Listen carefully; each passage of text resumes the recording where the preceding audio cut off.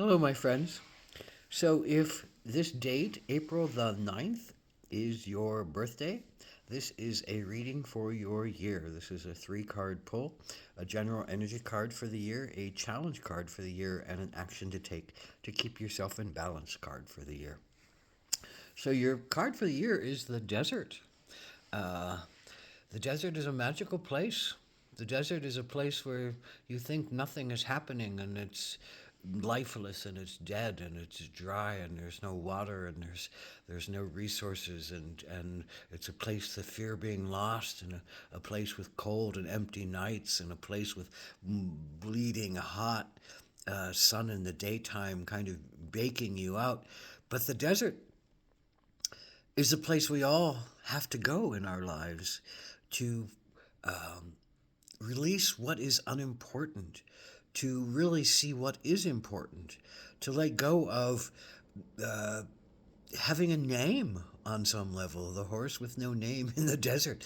It's that place of the desert doesn't recognize you as a person and doesn't recognize you as a king, doesn't recognize you as a beggar, doesn't recognize you as anything except a being in the desert and a being by itself and with itself looking to find itself. So this is a year of looking for yourself, and you might have to go through the desert this year and drop things and drop people and drop businesses and drop things that don't really serve you because something else is calling you. Something else is calling you. And the desert is calling for you to go into that place of hermitage that is the desert and listen and be with yourself and really face what you're afraid of and face all the guides that are there for you to talk to you and to face the understanding that you do have resources that are available to you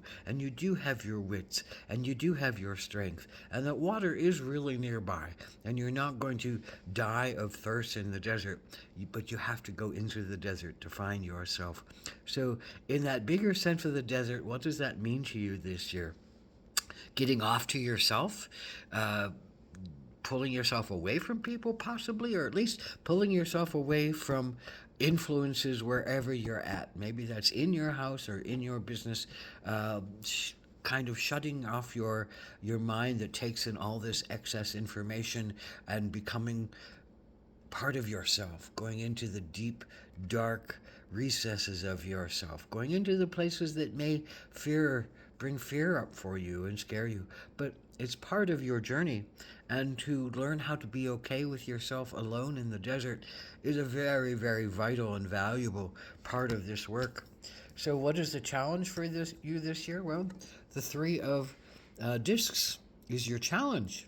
And the three of discs generally represents working hard, doing what you really want to do, putting yourself physically into what you want to do, creating a child of it, creating a business of it, creating a physical reality where you're using your resources. This is your challenge this year. So your challenge might be to believe that the work that you're doing is filling you. Your challenge might be to see that you're doing the work and you really love it, but it's not bringing you the physical resources that you need, and you have to you're questioning your own worthiness or your own abilities or your own resources and your own needs.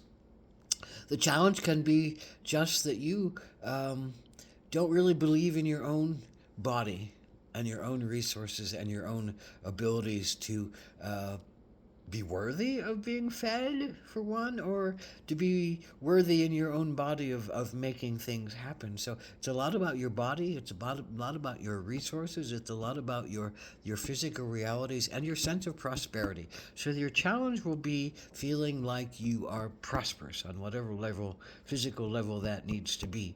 So the challenge will be at times hard to make sense of, but it's still something you are committed to and you really love doing, and you love the feeling of work in your hands and the feeling of work in your soul. And it doesn't mean to give up on it, it means to change those parts of yourself that don't fit into that dynamic of believing in yourself and believing in your prosperity and believing in the resources you have. So the action that you can take is the raven. And raven is a big part, of the desert scene in lots of ways. The raven loves the glitter of the desert, loves the uh, uh, joy in the desert, loves the ability to fly high above it and see what it needs as its resources. It's also raven is the messenger. So the raven is that place between light and dark that will bring you the messages. The raven will come from the other world to bring the information that you really need, but you have to be able to hear. And sometimes the only way you can hear the raven is to go into the desert and to listen for that squawk of the raven, who has 27 words in their vocabulary and can teach you a lot of things that you need to know about yourself. So be open to messages this year. Be open to the raven and any other being who wishes to talk to you this year. You're going to have things spoken to you in quiet places that are astounding to you if you let them in.